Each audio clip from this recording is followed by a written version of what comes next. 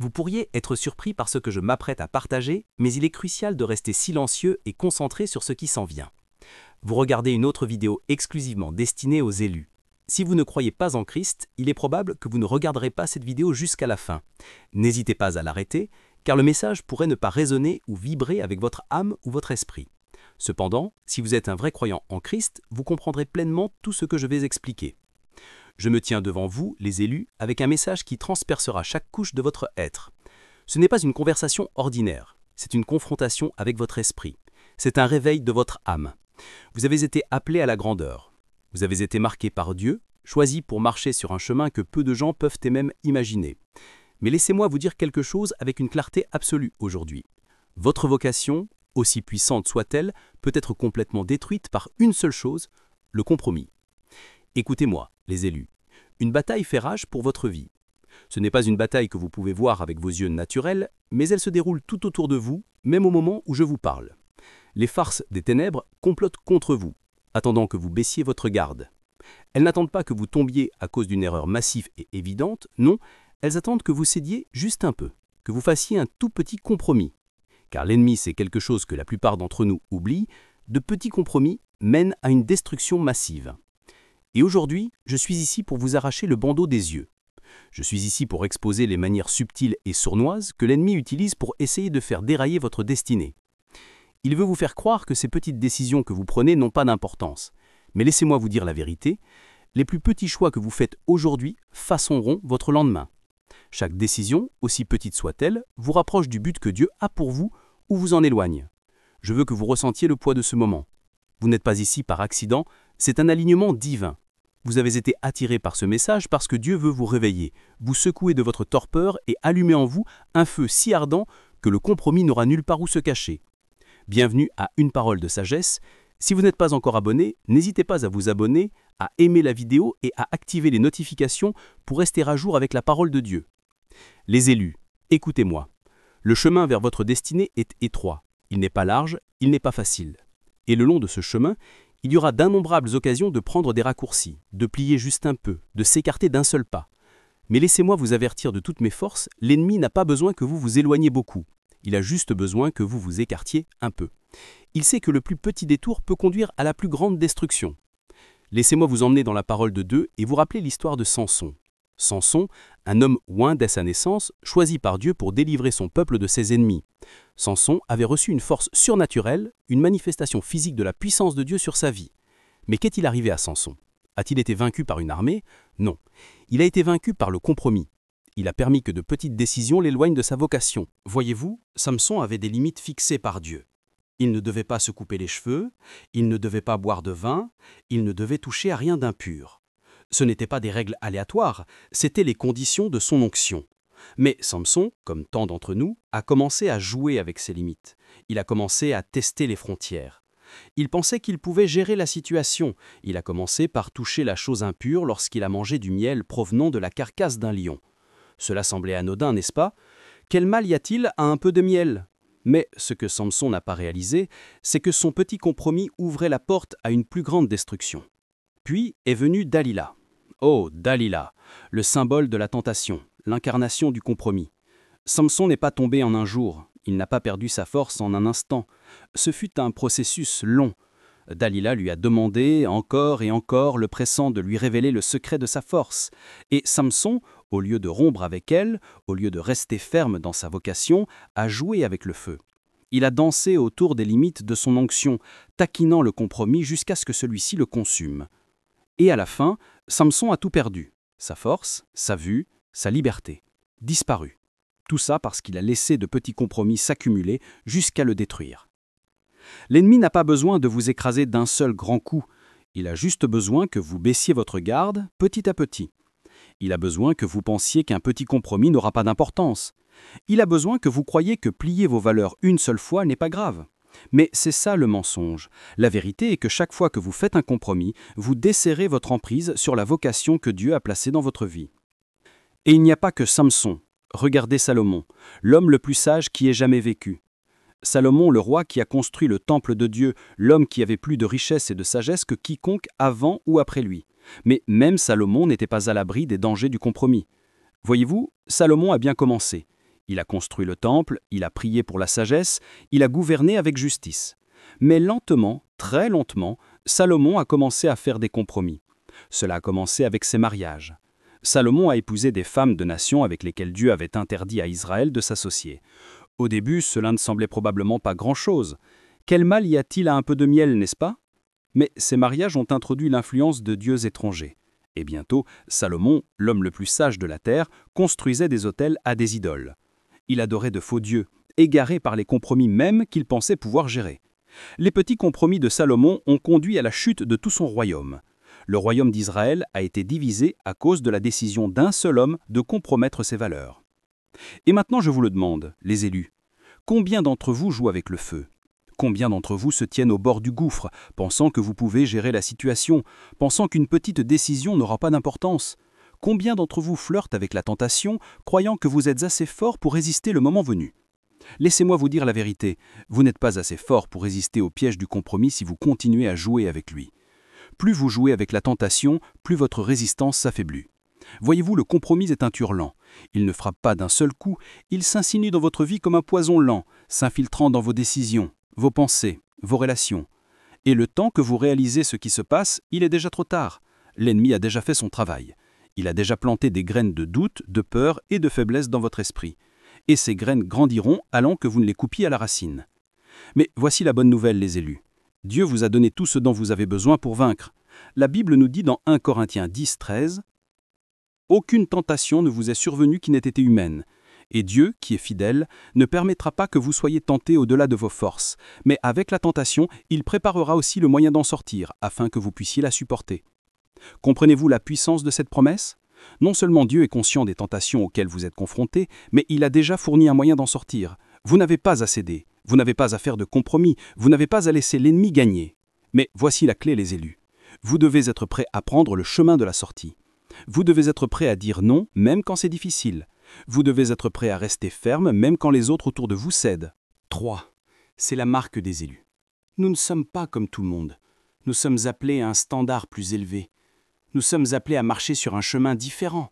Le monde peut dire que c'est bien de faire des compromis. Le monde peut dire que c'est bien de baisser ses standards, de contourner les règles, de prendre des raccourcis. Mais nous ne sommes pas de ce monde. Nous sommes citoyens du ciel et nous devons vivre comme tels. La Bible dit dans Romains 12, 2 « Ne vous conformez pas au siècle présent, mais soyez transformés par le renouvellement de l'intelligence. » Cela signifie que nous ne pouvons pas vivre comme tout le monde. Nous ne pouvons pas penser comme tout le monde. Nous ne pouvons pas agir comme tout le monde. Parce que nous avons été transformés. Nous avons été renouvelés. Et cela signifie que nous devons nous garder du compromis à chaque instant. Écoutez-moi, les élus. Votre destinée a bien trop de valeur pour être compromise. Ce que Dieu a prévu pour vous est plus grand que tout ce que vous pourriez imaginer. Mais vous pouvez le perdre si vous laissez le compromis s'infiltrer. Vous pouvez renoncer à votre vocation si vous laissez de petites décisions vous détourner de votre chemin. La Bible dit dans Proverbe 4, 23 « Garde ton cœur plus que toute autre chose, car de lui viennent les sources de la vie. » Votre cœur est le siège de votre vocation. C'est le noyau de qui vous êtes, et si vous permettez au compromis d'entrer dans votre cœur, il contaminera tout ce qui en découlera, vos pensées, vos actions, vos relations, et finalement, votre destinée. Alors je vous demande aujourd'hui, les élus, êtes-vous prêts à sacrifier pour votre vocation? Ce plaisir momentané vaut-il le poids éternel de votre destinée? Ce petit mensonge vaut-il le coût de votre intégrité? Cette relation toxique vaut-elle la paix qui vient en marchant en accord avec la volonté de Dieu? L'ennemi veut vous faire croire que ces petites décisions n'ont pas d'importance. Mais je suis ici pour vous dire qu'elles comptent plus que vous ne le pensez. Votre avenir, votre destinée, votre héritage, tout cela est façonné par les choix que vous faites aujourd'hui. Chaque fois que vous choisissez de ne pas faire de compromis, vous construisez les fondations de votre destinée. Chaque fois que vous dites non à la tentation, vous renforcez les murs de votre vocation. Chaque fois que vous résistez au stratagème de l'ennemi, vous consolidez la forteresse de votre but. Vous êtes élus, vous êtes appelés, vous êtes oints, et votre destinée est trop grande pour être compromise. Alors, je vous lance un défi aujourd'hui, les élus. Gardez votre cœur, gardez votre esprit, gardez votre âme. Refusez de laisser l'ennemi voler ce que Dieu vous a donné par de petits compromis. Levez-vous, les élus, et vivez d'une manière qui honore votre vocation. Soyez implacables dans votre quête de la justice. Soyez inébranlables dans votre engagement envers la vérité. Soyez vigilants pour vous protéger contre les compromis subtils qui cherchent à vous éloigner de votre destinée. Vous êtes une lumière dans les ténèbres, une ville située sur une colline. Vous êtes choisis pour vous démarquer, pour briller, pour être différent. Mais votre lumière ne peut briller que si vous restez pur, si vous refusez de faire des compromis, si vous vous attachez fermement à la parole de Dieu et à l'appel qu'il a placé sur votre vie. Alors tenez bon, les élus. Le Seigneur votre Dieu est avec vous, et si Dieu est pour vous, qui peut être contre vous? Vous avez le pouvoir de résister, vous avez la force de vaincre, et vous avez la vocation de marcher dans la victoire. Maintenant, allez de l'avant, les élus, et que rien, absolument rien, ne se mette au travers de votre destinée. 4. Alors que vous recevez ce message, ne le laissez pas simplement émouvoir votre cœur pour ensuite s'estomper. Laissez-le vous pousser à l'action. Partagez ce message avec d'autres qui ont besoin de l'entendre. Il y a d'innombrables âmes qui luttent sous le poids de leur vocation, qui se battent en silence et se demandent si leur foi en vaut la peine. Soyez la voix qui leur rappelle que Dieu les voit, qu'il honore leur foi et que la récompense est en chemin. Si ce message a touché votre cœur, prenez un moment pour commenter « Amen », affirmant que vous êtes en accord avec la parole de Dieu, que ce soit votre déclaration de foi, un pas audacieux vers l'acceptation du coup et la confiance en Dieu pour la récompense. Chaque « Amen » n'est pas juste un commentaire, c'est une déclaration de croyance, une proclamation que vous êtes choisi par Dieu et prêt à marcher dans la plénitude de votre foi. Et pour ceux qui se sentent guidés, abonnez-vous et continuez ce voyage avec nous. Dieu parle puissamment en cette saison, et vous ne voulez pas manquer les paroles qu'il libère pour renforcer, encourager et élever ses élus. Lorsque vous vous abonnez, vous entrez dans une communauté de croyants engagés à vivre leur foi ensemble, à se soutenir mutuellement à travers les épreuves et à célébrer les victoires que Dieu apporte. Enfin, je vous encourage à partager ce message. Ne gardez pas le feu pour vous-même. Répandez-le, afin que d'autres puissent être enflammés par la vérité de la parole de Dieu. Nombreux sont ceux qui ont besoin de cet encouragement, qui ont besoin qu'on leur rappelle que leur petite foi peut déplacer des montagnes.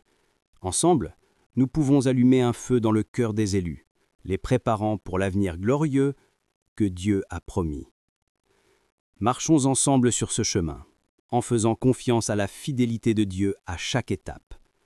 Avancez aujourd'hui avec la certitude que vous êtes choisis, que vous êtes appelés et que votre foi, aussi petite soit-elle, est plus puissante que vous ne le réalisez. Restez connectés à Dieu, faites-lui confiance en toutes choses et laissez votre foi grandir pour devenir quelque chose d'inébranlable. Vous êtes sur le point de voir la main puissante de Dieu agir dans votre vie de manière que vous n'auriez jamais cru possible. Votre foi, de la taille d'une graine de moutarde, grandira et rien, absolument rien, ne vous sera impossible. Prions ensemble cette prière de foi, comme une seule famille.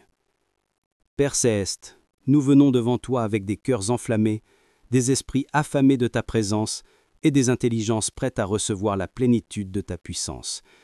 Tu es l'alpha et l'oméga, le commencement et la fin. Nul n'est comme toi, ô Dieu, et nous nous prosternons devant toi, émerveillés par ta grandeur, soumis à ta volonté. Toi seul es saint, et ton nom est exalté au-dessus de tout. Père, en ce moment même, j'élève chaque élu qui écoute ce message. Seigneur, tu les as appelés par leur nom. Tu les as mis à part pour un dessein divin. Tu as placé sur leur vie un manteau d'onction que personne d'autre ne peut porter. Mais Père, nous savons que l'ennemi rôde. Nous savons qu'il cherche à dévorer, à voler, à tuer et à détruire. Alors maintenant, au nom puissant de Jésus, je prie pour qu'une haie de feu entoure chaque auditeur sous le son de ma voix.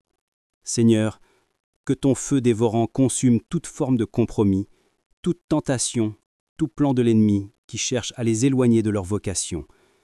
Père, je déclare au nom de Jésus que le compromis n'a pas sa place dans leur vie. Je brise chaque chaîne de tentation qui les a tenus captifs. J'ordonne à tout esprit de doute, de peur et de confusion de fuir maintenant. Par l'autorité qui nous est donnée par le sang de Jésus, nous renversons toute forteresse de compromis, tout mensonge de l'ennemi, toute ruse et tout stratagème conçu pour égarer ton peuple. Seigneur, je prie que tu leur donnes une force divine, afin qu'ils se tiennent fermes dans leur foi, inébranlables et immuables. Je prie pour des cœurs constants et des esprits alertes aux stratagèmes de l'ennemi. Seigneur, que leur esprit soit à l'écoute de ta voix, afin qu'ils puissent discerner même le plus petit compromis qui tente de s'infiltrer dans leur vie.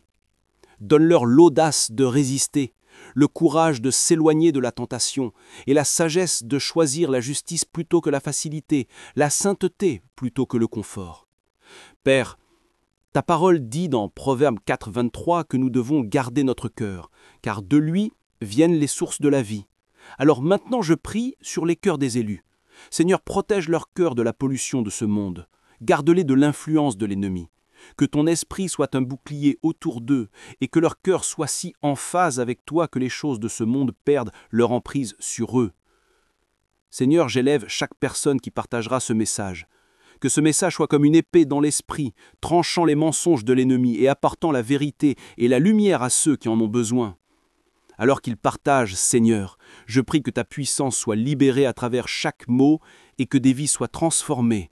Père, que l'onction de ce message augmente à mesure qu'il se propage, atteignant les recoins les plus profonds et les plus sombres du cœur des gens. Utilise ce message, Seigneur, pour réveiller tes élus, pour agiter leur esprit et pour les enflammer pour toi. Père, je prie pour chaque personne qui s'abonnera, aimera ou commentera Amen à ce message. Alors qu'ils interagissent avec cette parole, que ce ne soit pas seulement une interaction numérique, mais une rencontre divine. Que leur foi soit renforcée, que leur cœur soit encouragé et que leurs esprits soient renouvelés. Père, pour ceux qui disent Amen, je prie qu'ils expérimentent la plénitude de ta puissance dans leur vie, qu'ils marchent avec l'audace de leur vocation et qu'ils soient sans compromis dans leur quête de toi. Seigneur, bénis leur entrée, leur sortie, leur famille, leur foyer, leur ministère et leurs entreprises. Que leur vie soit un reflet de ta gloire et de ta puissance. Puissent-ils être si enracinés en toi qu'ils ne puissent être ébranlés par les vents de ce monde. Puissent-ils marcher dans leur destin divin, accomplissant chaque chose que tu les as appelés à faire, sans faillir, sans compromis.